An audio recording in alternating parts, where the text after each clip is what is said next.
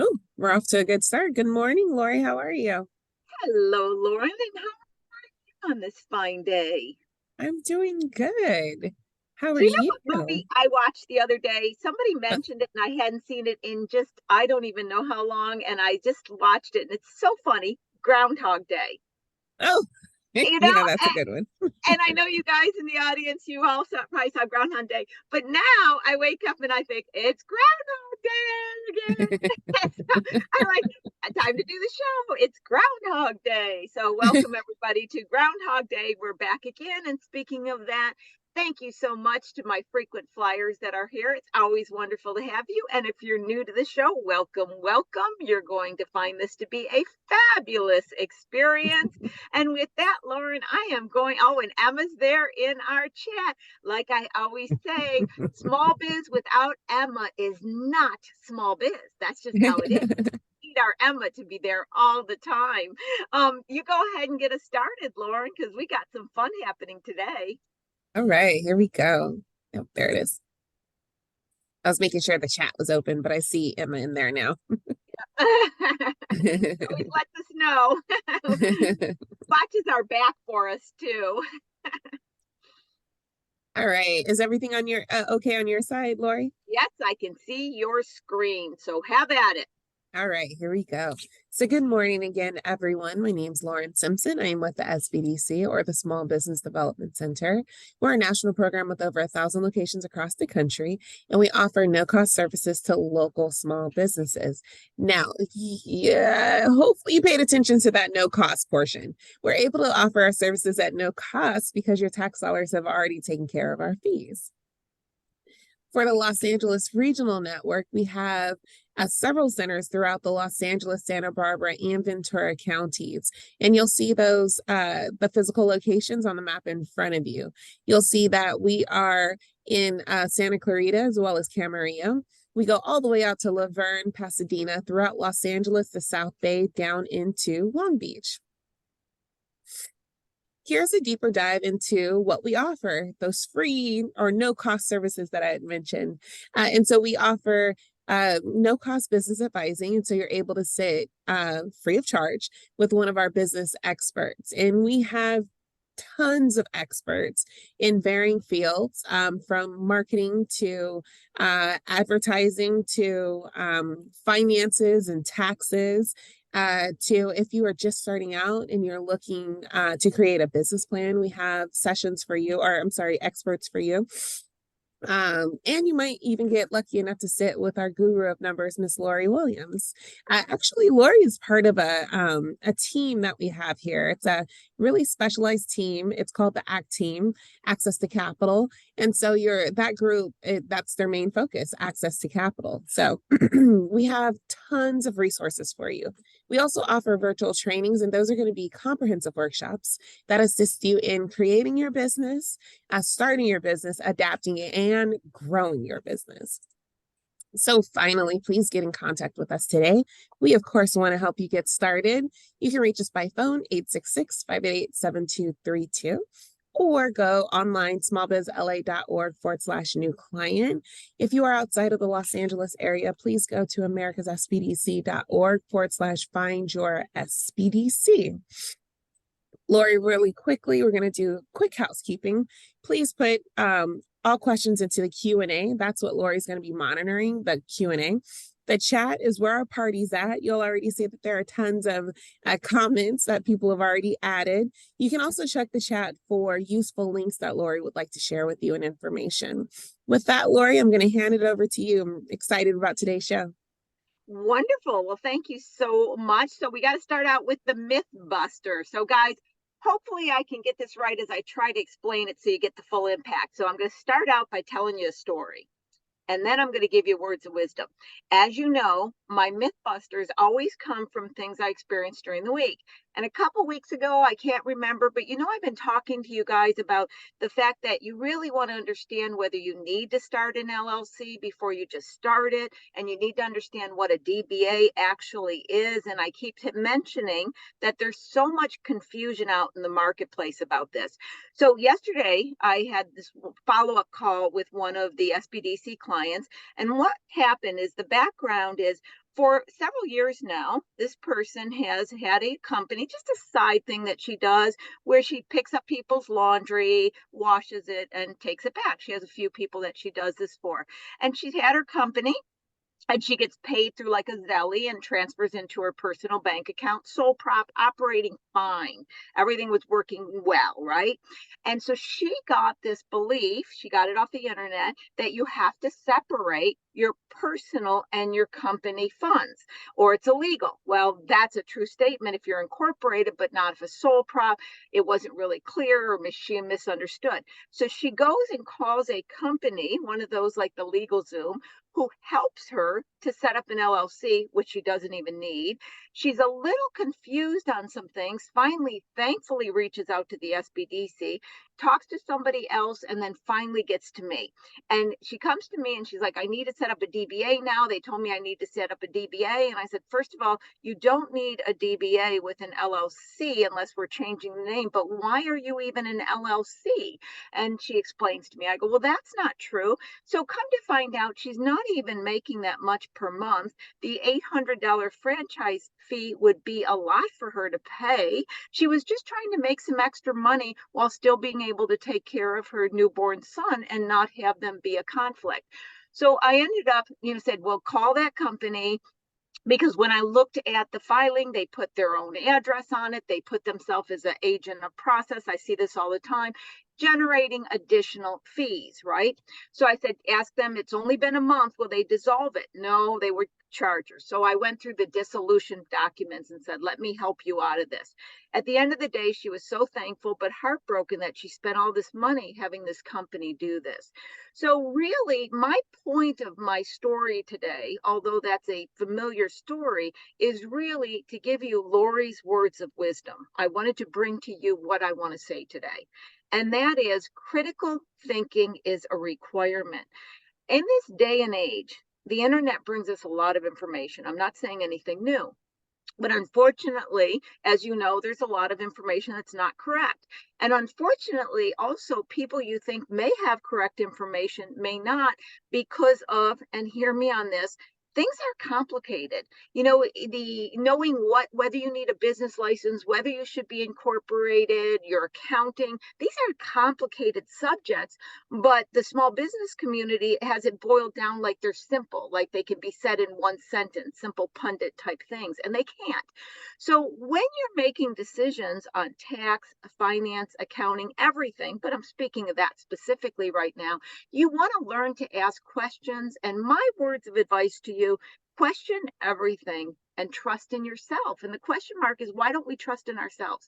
Ask yourself, where did I get that information? How do I know it's true? Are there other sources I can use to validate? Even if you're getting the information from an informed professional, ask several people. I remember, as one last story, when I had my company in my 20s, I was asking one of my employees to investigate something for me. And she gave me the answer and she said, okay, I'm going to go get 2 more. And I said, what do you mean 2 more? And she goes, you always ask 3 people's opinion before you make a decision. And I thought to myself, I do? And I didn't even realize, and I know that concept, that 1 isn't enough information, 2 is a dilemma, 3 starts to give you enough data to make an analysis. So my words of wisdom is, do the research, go to the government websites, read the information yourself, and trust in yourself. I've been saying that for a while, guys. It's time to take our power back. Knowledge is power. Trust in ourselves. The information's there. Get it. Don't take everything for face value. Okay, enough on that. I just want you guys to be happy, and I want you guys to make money, because at the end of the day, we're still in the game of Monopoly, and we got to have money to pay things like buy a quart of milk. Okay, with that coming up, I've got my financial literacy series. I have session 3. My new sessions start in October. I think Lauren has those to put in the chat. If she doesn't, I'll get them to her. And then I have my, speaking of legal structure, what is the best legal structure for my company and what are the tax advantages coming up? And next week, we have Eric E.T. Tikoski, which is Dirty Sue, a premium olive juice brand, which I've learned now is for martinis. I didn't even know that before. But he's going to tell the entire story of going from his basically apartment with cases of this stuff to actually having a warehouse and how he grew the business. So it's going to be another one of those exciting. And I have an all-star lineup for October. I just haven't listed it yet, a little bit behind on the times, but I will make sure that you get that. Okay, first of all, as I introduce the guest, Lauren's going to show you a picture we got because isn't that the cutest? Oh my God. I told Lauren that picture with the dog, I had to show it. I know Pejmon's like, oh my God. So Pejmon Noori has had many entrepreneurial journeys. He is the founder and CEO of Pickle and nTRADA Apparel. Pickle was started in 2014 at a single local farmers market, and Pejmon created nTRADA as a Replenish the Planet Project. I am so excited to hear about this. Welcome, Pejmon, to the show.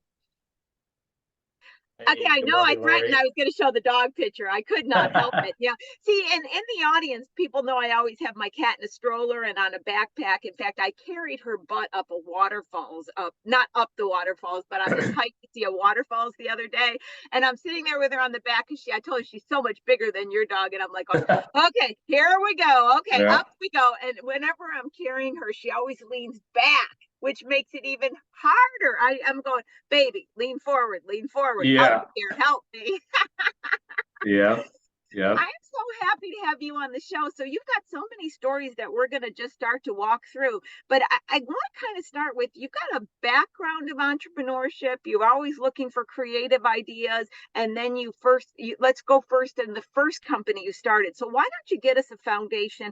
Tell us your story, why you think it's a good idea to be in this crazy entrepreneurial world.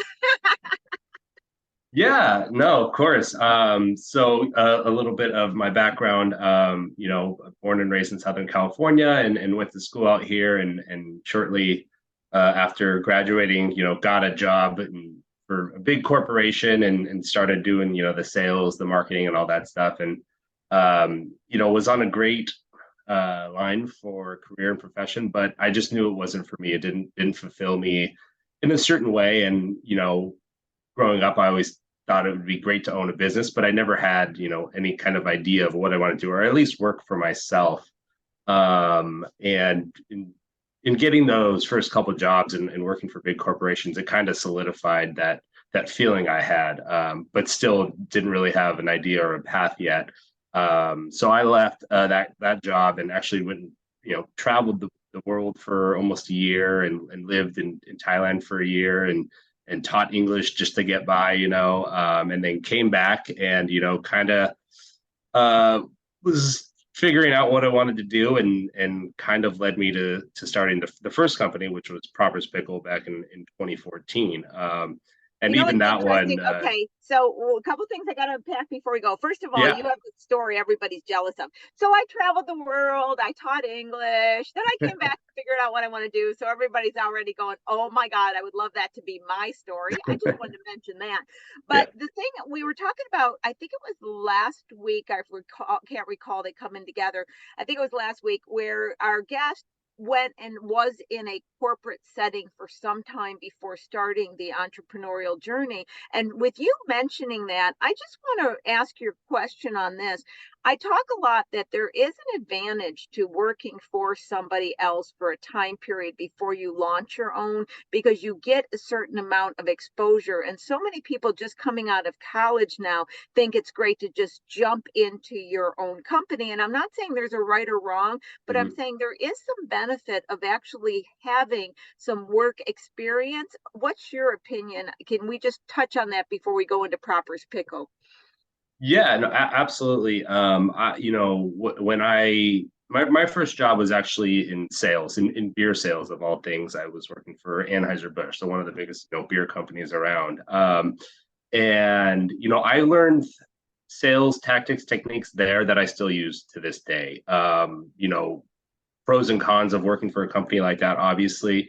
But the experience I got there, the experience dealing with customers on a daily basis, going out, kind of helping me break out of a shell of putting myself out there, getting on the phone with people, getting face to face with people really taught me the things I needed that I feel like if I would have went straight into business, I would have not been able to do so easily, or so, I would have been a little bit more fearful of it, because it is hard, especially when you go on and branch out on your own.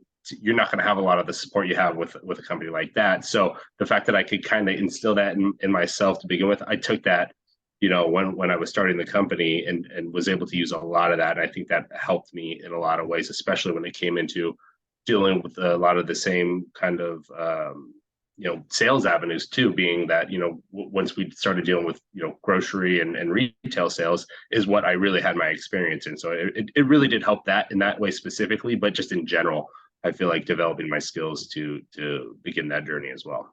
You reminded me of something decades ago when I had my company, and people would say to me, what should I get a job doing at first to get experience? And I used to say sales. And it's so true, because one of the things that the entrepreneurs suffer with is if they do not have a sales background, they now realize they got to pick up the phone and make calls. And that's such a hard thing. And so I always used to say, get a job selling something that's really hard to sell, and you get a lot of no's. That'll get you totally set up to be an entrepreneur. It's true. It's really true. Yeah. Okay, Proper's Pickles. Tell us about what was the inspiration, and give us how did it first begin? Yeah, and this is kind of a fun story, and not as I think not as traditional as most people would think of starting their first business, at least, because I kind of fell into it, and what I mean by that is, was working, and always grew up making pickled veggies, at home, where we have a Persian background. My dad's Iranian, and this was just something they did. It's one of those things where we just thought all families made their own pickles. I didn't even know you could buy them in the store. And, so that was just something we always did growing up. And as we got older, I remember my brother and I, through our college days, when we were, penny pinching, didn't have as much money, we would, make some pickles and give them away for Christmas gifts or this or that, and never really thought of it much past that. Of course, people are like, oh, these are so good, you should sell them and so on. But, never really thought much of it. And then, around 2013, 2014, we had a friend, met this guy through in Long Beach, where we're based at, we started out of, and he ran a farmer's market, and we gave him some pickles one time, and he said, wow, these are really good. He's like, I run a farmer's market. Have you ever thought, about selling them? And no, not really, to be honest. And, kind of, off the record said, hey, don't worry about, your registrations, all this, just bring a bunch of them to the farmer's market one day and, see how they do. I said, okay, sure. Why not? So made a couple batches and took them and, sold them out right away. I was like, oh, okay. Again, never was thinking of selling pickles as a business. So he's like, come back the next week. So did it again, sold out. And I think by after the second or third week, he's like, okay, if this is something you guys want to keep doing, there are things you have to get in place. You have to go get these permits, this, that, and the other. So kind of had that discussion with my brother, and we're like, okay, is this something we want to, invest our time and our money in? And, it didn't thankfully take too much money to start up, because we were starting very small, right? One farmer's market's a week, if you spend a few bucks, make a batch, and, you got some money. So started to do that, got the permits, and then week after week kept going. And then, eventually added the second farmer's market, and then comes, okay, now we got to make sure we have the proper kitchen facility that we're renting out. We can't make these at home anymore. You're not supposed to be, so it's like we did for the first couple of weeks, but got to do that. And kind of, I always make the joke, we were kind of building the plane as we were flying it. We had no idea what we were doing, and, probably not the best way to go about starting a business, but, while we were getting, when people give you money for something that you didn't expect, you get excited about it, and, you want to go with it. So a lot of that stuff we had to learn along the way, and, to this day, still doing that. But it kind of snowballed from there to 2 to 3, 4 markets a week and more. And then, every other aspect behind it, starting to try to dial in on our costs and really kind of figure out how to start and run a business as we were doing it. So, what I like though about your story, and I think it takes a minute just to stop and point it out, and that is, as you expressed, building the plane as we're flying it. that's not a bad thing, because what most people that start a company, they don't have the full experience. But what you were able to do in business terms is have some product proof. You had a product, you proved there was a demand, you proved you could make it. Not, you didn't know if it was a huge demand, but you at least proved something. And I think too often people are trying to get this full foundation of stability and retail sales before they even had the product created. So a lot of times when you look at the very successful companies, I'm talking about on the big side, you hear a story, well, we kind of did this and then that worked and then we did this. I don't hear too many companies that said we started out with a grand slam and we had everything in place before we started out, unless of course it's a heavily research and development company. So I really think that your story makes sense, and it translated into not needing a huge capital investment because you grew so slowly. So just a little comment on it. Did you see, looking back now, that if you were to pretend in your mind that you did it differently, like took out this big amount of money, would it have changed it for the better, or maybe not given you the feedback in the marketplace and not actually helped? What's your thoughts on that before we go forward? Yeah, I think a little bit of both. I think, as for testing the marketplace and getting our product out there, I think it was the perfect way to go about it by starting small. The difference between, selling direct to your customers or selling retail, I mean, what your sales price is, or your retail price for your wholesale prices is much different, obviously, in cost. So your profit margin is going to be a lot different. So to be able to prove that we could do it at this cost and starting small, really started to build us some capital, and to know that we had the customer base. We could take it from there. One of the things that I would, if I could go back and could change, would be to do a little bit more research about the business side of it, because that is kind of where we stumbled.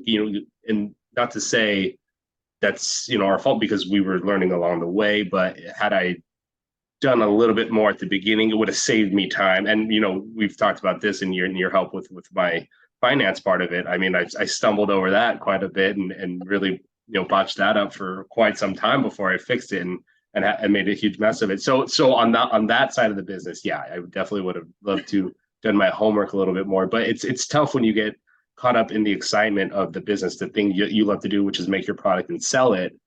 That's the fun part, the behind the scenes, the business. Nobody's looking forward to doing that part of the business, but it is a necessity, and it is obviously very important to the success of your business. Hindsight, it's easy to say that now, but I definitely think the way we approached it by starting off the markets, doing local events, establishing that customer base is the way to go. Going right into retail, which we had a huge experience in retail eventually. It was great, but overall, most of our profit was still made at the direct sales level, which is you said two of my favorite words, and that's profit margin. So talk to this if you can, and I'll tell you what I'm thinking of specifically. You mentioned about retail, wholesale, different profit margins. I see a lot of time people making the mistake where they create a selling price for their product, and maybe they're at a farmer's market or something. They're not thinking wholesale and retail, and they get set in that price, and it's not high enough to absorb the additional cost when they go to sell in retail, and they end up losing profit to where they can't continue, or just not even being able to take on opportunities. Can you talk about your experience with that? Yeah, absolutely. That's was an interesting learning process as well, because I believe the first experience with it was we had a couple local stores in the Long Beach area, a couple independent grocers that say, "Hey, can we carry this? Can we sell this product?" Oh, yeah, of course you can. Well, what's your price? What's for wholesale? Oh, I don't know. I didn't even think of it. We sell them for $7 or $6 at the farmers market. I don't know. And at that point, I don't even know if I just knew what I was making. I didn't even know what my cost per item was at that point. I probably didn't even get that far yet. Okay, let's sit down. Let's see what these cost us. And not knowing anything about this industry other than what I did in beer sales, which is completely different on margins and whatnot. I had to go and start doing homework. Okay, what is the proper markup or profit margin for these, or at the retail level versus the wholesale level. Trying to find out that out. And then, we're a refrigerated pickle. So, okay, that's refrigerated space. That's different than the shelf space, because it costs more money to keep stuff cold. So you got to look into that. So, so kind of figured that out. And then, I think our first, big one, which went was, I got a meeting with someone at Gelson's. And for those of you in Southern California, they're smaller chain, but they have, 25, 30 stores.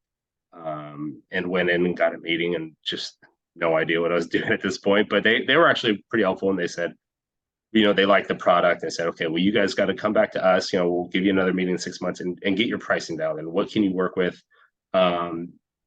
Because by the time you take into account, distributors margin, distributor cut, what the store is going to take, you look at what you thought you were going to charge for, and you realize, oh, wait, now what am I making? Am I making enough for this to work? So, okay, let's go back, let's retool it, see where we can, make it more efficient cost wise, and then, still make it at a point where we can make money.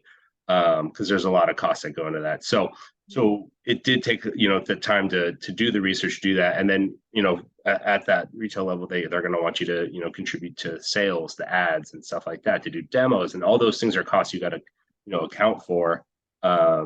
So there's more to think about and equate into it. And you have to break that down to like a per unit level, essentially, to make sure that, when it gets back to you, you're still making enough to sustain and make it worth it. So it was that was a gem of information, Pejmon, because a lot of people don't realize, like you said, the demos and having advertising to support your product. They think, okay, I'm going to get it in this store, and then I'm just going to have this margin between the retail and what it costs. They don't realize the amount you have to contribute for overall brand support. And then some places you got to have a special packaging. You have to ship it the certain way. You have to use our codes on these stickers and pay for those stickers.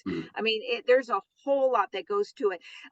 People always like to know, how did you get the meetings? How did you even get an opportunity to sit down with Gleason and any other retails? Because they're stuck. They're sitting in their home office, right? Going, it seems like these places are so far away, they might as well be on another planet, right? Mm-hmm. So how do you make that connection and leap into that world?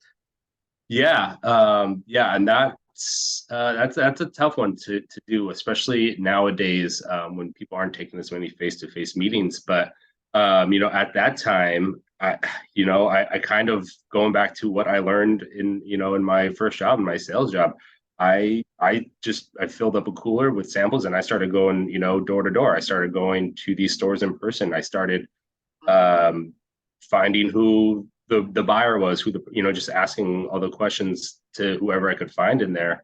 With Gelson's, that one specifically, I knew they were a bigger one, but I remember going to the Long Beach one and, talking to the manager there and just asking him who I could speak with. And he gave me a number for their corporate office. Said, this, ask for this person. This is our buyer. And it's kind of funny because I call them and I was amazed. He's like, yeah, we'll schedule a meeting. And I said, oh, wow. Okay, great. And we came in, and like I said, they were interested, they wanted to do it. We figured it out. 6 months later, got set up, and we were in store. And I remember in my head thinking, like, this is easy. I figured it out. Like, it was like, oh, that's all I had, and like, it was a process, and then I was like, oh, I did this so easily, and I got us into 25 stores or whatnot. I was like, okay, let's go do the next one, and I just hit a wall, like Then I think, I don't know if it was they're known for working with local brands pretty well, but also maybe it was the timing was right. I know they had said they were getting rid of a product in that section, so it might have lined up perfectly. But I remember then going to other stores and calling people and just getting nothing back too. So I was under the impression that, this is all you had to do. But then to that point, it went into finding different avenues, finding different ways. There's different, organizations, there's different brokers working. There's a lot of options. And now at this point, a lot of these stores, they work through brokers. So you can't even get a face-to-face with them unless you're going through that. So, what I always recommended and what was good for us before we got into that, 25 store chain was I was going around to the local independent grocers, right? The ones that make the decision at the store level. They have one store or two stores in your local neighborhood. Those are the ones that I think were great to start with, because they have someone in store and their buyer, their manager, their owner is usually there. So when you can get in front of them, one, it's good practice, but two, they're trying the product and they're going to tell you, you get that face to face. They probably be in a local market, like working with local businesses, so, and that'll also give you the opportunity to kind of get what you need to get in order before you go ahead. And like I said, when we approached Gelson's and we weren't really ready for it, we didn't have those nutritional facts on stuff. We didn't have those UPC codes, so when starting with those, smaller stores, you kind of, a lot of them don't necessarily require that, but if that's something your goal is to get into, eventually you're going to need it. So if you can begin at those local levels, I think it's a big help in the learning process to get you prepared for those. So that's what I always tell people, in addition to like, if it's especially the food-based item, like to do these local farmers markets and then go to the local independent grocers. I think that's the first step to do before you kind of try and make that big leap.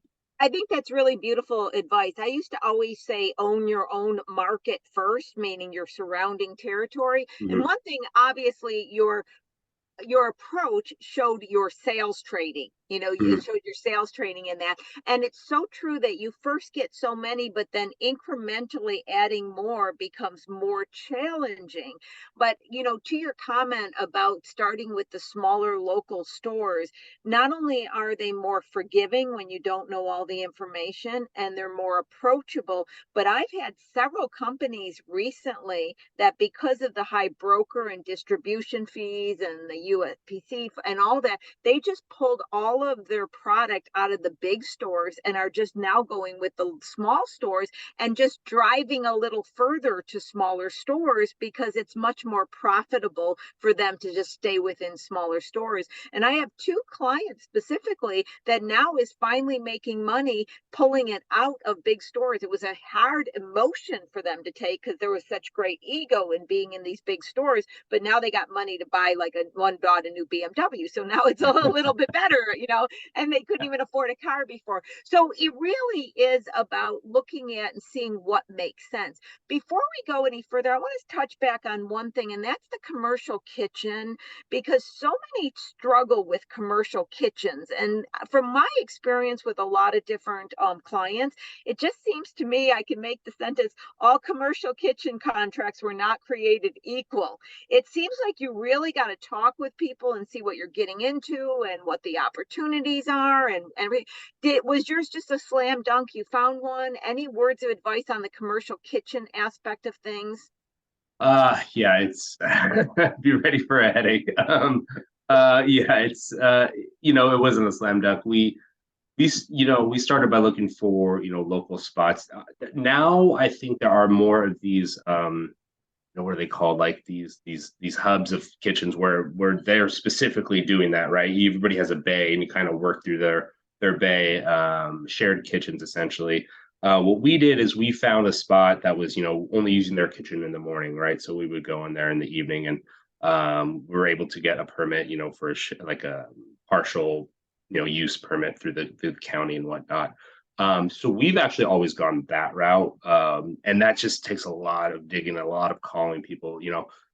We've gone from a kitchen that did school lunches, so they only used it really early and we could use it in the afternoon. And then from there, we went to a kitchen that did catering, so they only use it a few days a week. We would go in on so it took a lot of us being adjustable to the others' schedule and making sure we could get in there. And then now, yeah, we have found one that has a space in the back that they don't use, and they're only open during lunch hours, so we can get in there in their off time too. So it's difficult because a lot of those shared kitchens, they want contracts, they want you to be there for minimum hours, and when you're starting out, you don't know necessarily how much I'm going to need. So figuring it out, I always recommend trying to find a location where you could work on a more personal basis, where you can find a spot that will let you rent a few hours a week as needed. But again, it's not that easy. It is going to take a lot more search and a lot more digging to try and find that. Depends on the county. I love what you said, another gem, because I had actually another client that shared with a church. You know, they had a commercial Yeah. kitchen, it was on church.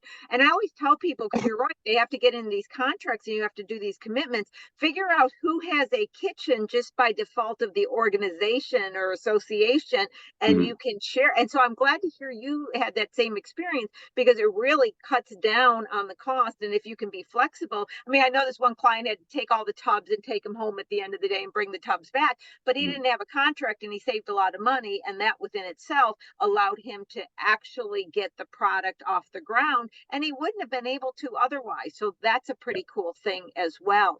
So now kind of give us an idea, where's Proper's Pickles? What kind of stores are you in? What are you seeing and where are you seeing it go?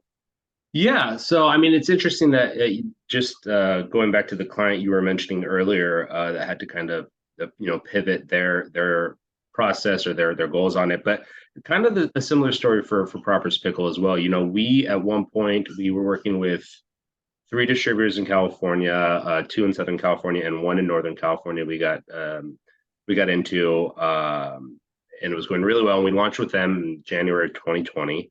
We all know what happened a couple months later. Which honestly, when the pandemic happened, wasn't necessarily a bad thing for our wholesale, because everybody was grocery shopping. Those sales were actually up.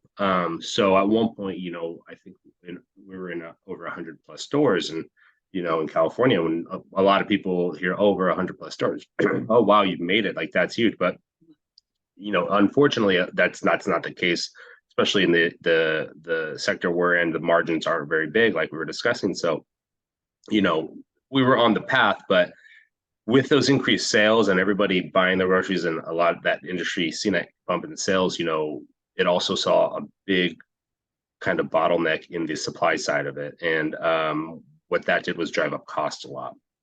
And so it really hurt us even more on the profit margin. The problem wasn't the sales coming through, the sales were actually increasing, but was also kind of the problem itself, because now we're getting all these sales come in, the profit margin's not great, the costs are going up, it's hard to find supplies, it's hard to find containers, the containers we use to the labels we use, everything was short, the produce, so it really started hurting us. But we're trying to, tread water to stay afloat during these times, because our hope is, okay, when this hopefully passes, these costs go down and we can, kind of reap the benefits of these big purchase orders that we're getting.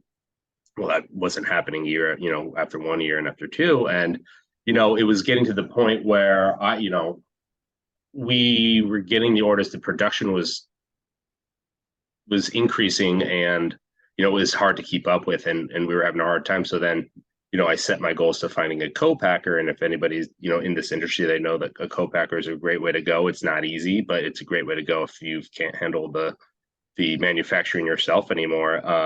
And, I made it a goal, I think, in 2022 to say, like, I need to find a co-packer. It was getting to the point where I couldn't keep up with the orders, and my staff couldn't keep up with them. And it was almost taking an impact on my home life, my personal life, to the extent where, I was getting these big purchase orders, and every time I'd get one, I should be happy and celebrating, and I was stressing out, and I was, just not excited about it. So I made it my goal to, find this co-packer, and I worked with a couple different ones to do it, and unfortunately, it just didn't work out, to the point where after now it goes to the co-packer to take their cut, the profit for me wouldn't have been enough to go through with it and continue with it at the quantity we're at. So in 2022, beginning of 2022, I actually made a decision. We pulled out of our distributors. So to all the major chain stores that we were in, we decided to pull out. And kind of like what you were saying your client did, we kind of had to restructure to go back to kind of how we started at the local level. And it was a very tough decision. It was a very hard for me to do, a very emotional decision, because the way I saw it in my head, I, couldn't keep up with these orders. And, now I'm thinking, this business that I started out, that I built, am I failing at it? This is the thing I wanted to accomplish, and I can't do it. And I only saw it as a failure, where it took me a while to realize, my goals had weren't necessarily, I wasn't failing my goals. I just pivoted my goals, right? I pivoted the way that I was looking at the business. It was taking up so much of my life and my time that I wasn't able to enjoy it. And that's time, you know, you just look at it, you're not going to get back. So I thought, and it wasn't fun for me anymore. When I started business, it was fun, you know, and so I had to make that decision. And I remember once I did, it was such a huge weight off my shoulders. And I started looking at the business as I did at the beginning, and it got fun for me again. So we switched back to doing just, you know, back to our local farmers markets, back to our local grocers, and back, and I was able to build in a way where now my time invested in it is minimal, and it's still bringing cash flow in for me, and doesn't, you know, take as much of the hours out of my week, which is really what I wanted, because there was other things that I wanted to concentrate on, other ventures that I wanted to start, and I knew I was never going to get into that unless I made the decision and made this pivot. So all in all, I'm happy I did it, and now I'm happy that it's operating at the level it's at, and was able to, you know, concentrate on some other things I wanted to do as well. First of all, I want to say thank you for sharing that story. That was a beautiful story. And what's interesting to me is it said in an email that you were doing more of the farmers market. So guys, I didn't even know that full story. And it's so interesting that I brought up the client. But it goes back to, at the end of the day, and I say this, and I just talked to several clients yesterday, and I say this all the time. A lot of times what I'm doing is I'm finding companies with the SBDSC, especially, that are not profitable, and I'm getting them profitable. And I always tell them, this is the second sentence that people don't believe me when I say this. And what I'm doing is I'm telling them to do less, not more, less. Because at the end of the day, yes, being in the stores may feel successful from an ego or an exposure, but it goes back to me. The bottom line is, buying a quart of milk, and are you happy? And your profit margins are probably much better now. And so at the end of the day, you can do less and make more, because you're now back to the profit margins. And this is the other, I think this is such a beautiful lesson, especially for those in the audience that are just kind of in this process of pricing products.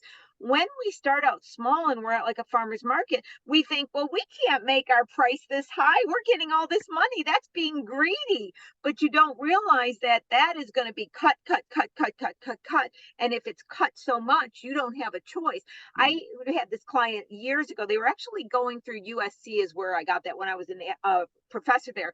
They had this like a workout outfit. And I might get the name wrong, but I think it's Kathy Lee, that was one of the famous people on a news channel or something. Well, she came upon their workout outfit and announced it on TV, right? And they're like, oh my God, Macy's wants our product and everything. But she announced how much she paid for it. They could not, they couldn't take on any of those opportunities. None. Yeah. They had to say no to all of them because they didn't have the margins. So that was a fantastic story. And I want to say thank you so much for sharing. And at the end of the day, Lauren, can you put into the chat, it's the profit margins that count. And by the way, let's be happy too, because that's the point, right? I always say it's not about being successful. It's about being happy, and whatever that means to you. So now you have a new company that you started, and I didn't even approach it, because it's got a story within itself in you know, how it's created and made. So you just tell us the story. I'm not even going to get an intro. You tell us, what is it you're doing now? Yeah. So, so I mean, kind of back to what I was saying about, you know, wanting to start new projects and adventures. I had this idea with a friend of mine. We talked about it for years about, you know, a sustainable and eco-friendly apparel company, but a mission-based one.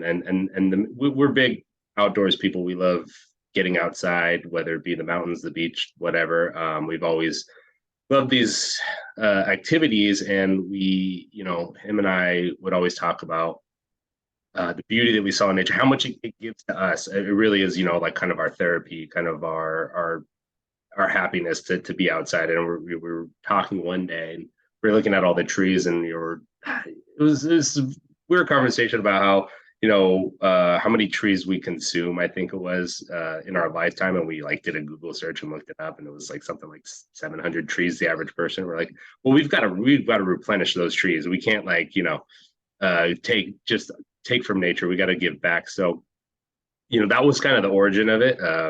And then we decided that could be our mission for this company. What if we could, sell this eco-friendly, sustainable outdoor apparel, which is because that's what we like. But the mission was to plant trees with every sale. So, we just toyed around for this idea for years. And I think it was once, I was able to kind of pivot Proper's Pickle and free up some of my time. I really had some time to kind of look into this more. And it, first of all, just a world of difference having, started and ran a business to start looking at a second business and knowing what I need to do from the beginning, like you setting up your business structure and all this and whatnot. Like, I mean, the business that my friend I brought in on it, being his first business, he was like, how do you know how to do all this? Like this, you're just doing all this. I was like, yeah, it's not a big deal. Like, I mean, still a lot of it was still doing all the research and different industries. So, anyways, so we kind of did our homework plan, designed for a year and a half, and then finally launched earlier this year. I think it was March or April. nTRADA Apparel. So we're starting small too. I also when I was looking at the business structure and model, wanted to eliminate a lot of the problems I had with my last business, which was production, manufacturing, overhead, rent, all these things, that I was like, okay, how can I minimize again what I can do to the business, but still have the mission and earn some profit off of it as well. So kind of made sense. So again, both of us still have our other jobs, still work. So we started this, still on a smaller basis. But we were able to secure some small funding through Kiva, and we launched it. So again, it's the Replenish the Planet Project. So every item sold, we plant up to 5 trees, and everything we have produced and made is made responsible factories, and most of them in Central South America, some in the U.S., printed in the U.S., and everything made is from recycled, eco-friendly materials. Up to a lot of the products we use or that we have are made with up to 17 recycled plastic water bottles. So it really, our whole goal behind this was, that especially in the apparel industry, a lot of it is not eco-friendly. A lot of it is bad for the environment. So we wanted to make sure we weren't doing as much damage as we were trying to help. We didn't want to just even our process out by planting trees, but we were, doing our production was not good for their environment. So we had to do our homework on that and make sure everything we were getting was, fitting our mission and our vision. So we've been doing that for about almost 6 months now. So this is more of the passion project. The pickles were something, like I said, kind of came about, but this was more of the passion project that I had wanted to do for quite some time. Well, first of all, congratulations on that. And it's so true. It's like the second time around, so much. Now, Yeah. I've had a lot of people on the show that were involved in the apparel industry, and that's a challenging industry, from sourcing to getting it produced to getting it to design stage. And you don't have an apparel background that I know. So tell us a little bit about, how did you go about getting a design? How did you go about finding somebody to produce, especially if I can put in possible low quantities, because a lot of times you're forced to buy such high quantities for a new product. That's challenging. Can you give us, any more fill in the blank detail? Because that was a huge endeavor. You're like, okay, now we started this. We've been doing it 6 months, and I'm going, oh my God, there's a lot behind those scenes. So Yeah. give us some more, good ebb and flows and challenges and successes in this. Yeah, I definitely fast forwarded over a lot of that part of it, but it's one of the things that I always tell people too when they ask about, like, how did you do this? How did you say it's really just putting your head down and digging in and doing the homework. And anytime anybody talks about stuff, this is like you've got to be prepared to spend a lot of time doing your homework, doing your research. And that's what it was. And picking up the phone, just calling people, asking people. I've, for myself, noticed the biggest helps are people who are already in the industry, people who are already doing this. You see these companies, and you want to do something similar. Those are the people I reach out to. I feel like most of the time they are willing to help or willing to point you in a direction, at least, or at least lead you down the right path. It's still going to come down to a lot of the willingness to do that.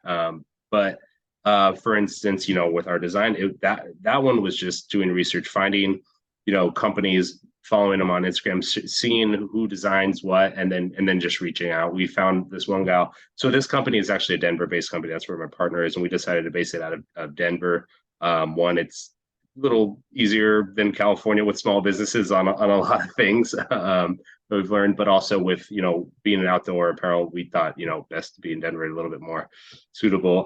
So we wanted to try and keep it as local as possible with our development. So found a local artist out there who does this branding specifically, and we checked out her work and we really liked it, and sat down and talked with her, and just decided to sign a contract with her to develop a lot of our stuff. And she was very integral in that part of it as well, because she has a background in this, so she knew that the proper way to brand and market and develop our whole packet of what we needed to do with getting our brand awareness right. And again, like you said, having no experience of it, I take other people's advice fully in that kind of regard. So that, and then again, just doing the research, reaching out to these apparel companies, reaching out to them, getting samples, that was a big part of it. And then there's different organizations that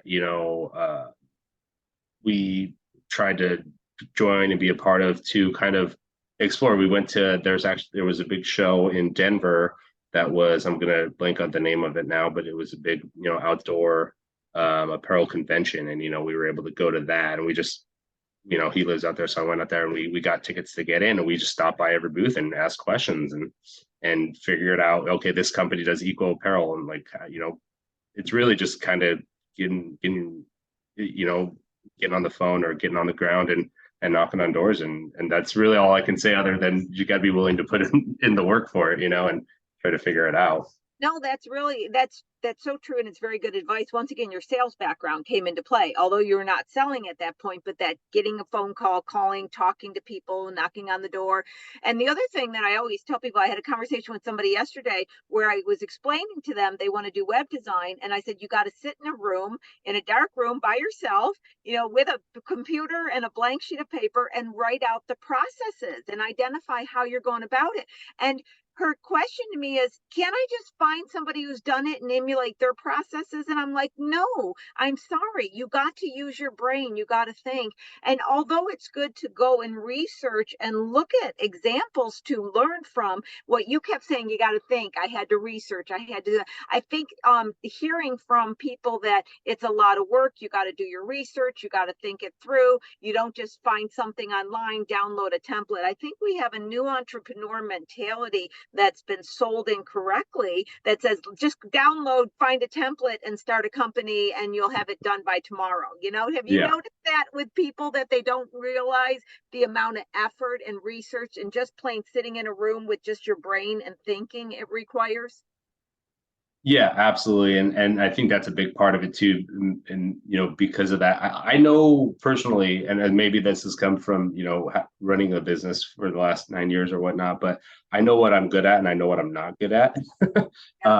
So when it comes down to what I am good at, I know I can, like you said, do the critical thinking part, figure out what I want, but I'm not good at art. I don't, I'm not good at branding, so I know when to reach out, and instead of trying to download that template and make myself, I know I've got to do my research to find somebody that I like, that is gonna, have the look and feel that we want to do that. And I think that's a big part of it too, is making sure, know your strengths, and then know where you can use the help. Because I think the first time around, I wasted a lot of time as well, trying to do too much, where, even before, coming to the SBDC, thinking I could do it all myself, where, I always tell people, don't be afraid to reach out and take advantage of those resources too, because they're going to give you the tools, like you said, to sit down. Like when you have, Lori telling you to sit down in that room and put that on the piece of paper and think about it, that's going to really give you that kick in that direction, and make sure what you're doing the right thing. Absolutely. Now, where is the product sold? Do you have a website up that Lauren could pull up and we can take a look at real quick? Yeah, please do. We're strictly online right now, so that was another thing with starting small. It's nTRADAapparel.com. It's, like I said, pretty simple to start off with. We've got a few different products up there. Here it comes. There There you it go. Beautiful. Okay, where should we look? Tell us what page we should click on to get a feel. Yeah, so I mean, this is just kind of the landing page, has a few different things on there. But you'll see kind of our mission towards the bottom, the trees planted. We have a counter right there. And then few different things. If you want to go right to the stuff we sell, that's going to be at the top on the shop page. But then there's the Replenish the Planet project. About us gives you a little bit more, but they'll show you some of the products that we do. Like we said, we're starting small. Very basic stuff, but some pretty cool stuff. My favorites are actually the ones I'm wearing now. They're the trekking hoodies, so that would probably be a page over. But or if you go to the shop thing again, there's a one for that. But very very cool, like moisture wicking shirts that are SPF protection. Those ones are actually made with 17 recycled plastic water bottles, so really cool stuff. And then if you click on it, kind of gives you a little bit more detail of what each product is made with, the environmental impact that it has, and so on. A little bit more detail on that. So yeah, that's kind of it. And then everything. Oh, thank you. Sure. Everything is on there. Yeah, the Replenish the Planet project goes into a little bit more about what it is specifically, that the impact and the mission that we're behind and trying to do, the organizations that we work with in planting these trees. And you can click on them and see a little bit more. The 1% for the planet, that's our pledge to give back 1% of all our sales to these organizations to do what we want, but for the mission that we want to accomplish, which is planting trees in our aspect or in our specifics. But the 1%, has lots of different companies that they work with to give back to the environment and fight against the things that hurt the environment as well. Beautiful, beautiful products. I love the concept. Trees mean a lot to me. They always did. I grew up climbing trees. I grew up in the country. And as many people know from just me talking on the show all the time, that I had been a long time from backpacking to ice climbing to rock climbing to high altitude climbing. So I've done it all. And for years, when I did live in LA, it's been some time, but every single Friday, I got out of my Mercedes car into my Jeep, drove into the mountains, and went in the mountains and slept on, not even a sleeping bag, bivvy on the ground in the mountains someplace. And then Monday came back, got showered, got the dirt out from underneath my nails, and then went back in my Mercedes and did the corporate thing. And if I hadn't had such a balance, I don't know if I would have done harm to myself or others. Maybe both. I don't know, but there would have been some nasty things that went down because I grew up in the country. And for me to live in LA, I always would say the concrete's killing me. It wasn't of my elk. You can tell I'm a country girl if I say it wasn't for my elk.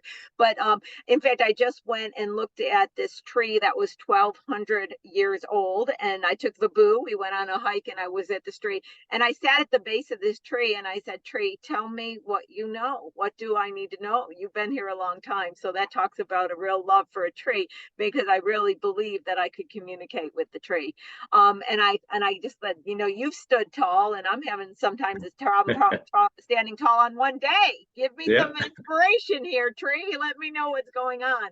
Well, I just have to say thank you so much. What a fascinating, I knew it was going to be an interesting story.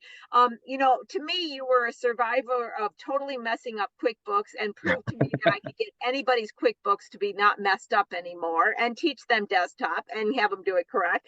But I had no idea about all of the story, and it was just a gem of an interview, because once again, you achieved what I'm always trying to achieve on this show, is real life. What is really happening? What are the decisions, and not the Hollywood story, because the Hollywood story isn't correct. It's made up. It doesn't happen that way. And we need to know information on real. So before we leave, any last thoughts that you'd like to share with the audience? No, just I think what I usually tell people when they ask about starting a business is prepare yourself. Be ready for putting the hard work. I think when I started my first business, I thought I'd be on the golf course and drinking champagne all the time, and that was a rude awakening. So but 9-10 years later, I'm still doing it. I didn't go back. I always say pros and cons of, having that corporate job versus having the business, that security, that paycheck, that 401k, that health plan that you're getting is great. And there's definitely benefits to doing that. And if that's what's for you, I think that's a great thing, but I think for a lot of the people here, probably there is that thing that they have inside them that, drives them to want to be an entrepreneur, want to do these. And it has its ups and downs. And trust me, I've had those highs and I've had those downs where, I just felt like cashing it all in and throwing it all away. But that's going to be part of it. And if you can deal with that and you have the willingness to keep going, I think it's truly rewarding in the end. So I would just say, if you have that in you, to keep at it and have your patience and, be ready to work hard. So Beautiful words, beautiful words. And what I want to add is what's really smart is you've done it both. You still have a job that pays you money while you can explore your dream. So you've also proved that you can do both. You can have the security from some type of employment while still having an entrepreneurial dream and journey. And that's a beautiful thing too. Well, Lauren, hasn't this been another fascinating discussion? Of course, per usual. I really want to feel the material of the hoodie you were just talking about, especially when you're talking about the materials it's made with. Sounds awesome. Yeah, they're really great too. And if anybody on the stream here, if you send me a message on Instagram or email, I'll send some coupon codes out. If anybody wants to check out the site and grab some product, I appreciate y'all being here. So I'll definitely send you some coupon code. You can save a little money on. Perfect. Now, Lauren, do we have his information to get into the chat? Excellent. Perfect. Okay. Well, Lauren's going to stay behind a little bit and she's going to make sure she answers all the questions. She gets you the information. Pejmon, thank you again so much for sharing your wonderful story. And thank you to those in the audience being here, our frequent flyers, as well as everybody new. So I will see everybody next week on Small Biz Talk with your host, Lori Williams. See y'all next week. Bye-bye. Bye, Lori. Bye, Pejmon. Thank you so much. Thank you for having me. Appreciate it. Of course. All right, everyone. Be sure to check out that website. It's in the chat. You can click actually the URL and it'll take you right there to it. And then if you do reach out to him via social media, be sure to reference this show. And then as you heard, he's got coupon codes for us. So that's awesome. Super, super sweet. All right. Don't forget about Lori's upcoming session. She's got the financial literacy on the 28th at 9. She also has, legal structure. And that's going to be on the 21st. That's tomorrow at 9. And if you'd like to get in contact with Lori, please be sure to send me an email. That's lsimpson@lbcc.edu. Thank you so much. I see all the thank yous in the chat. Thank you. We will see you next week, Wednesday at 10 a.m. for another episode of Small Biz Talk, Solutions for Your Small Business. Take care.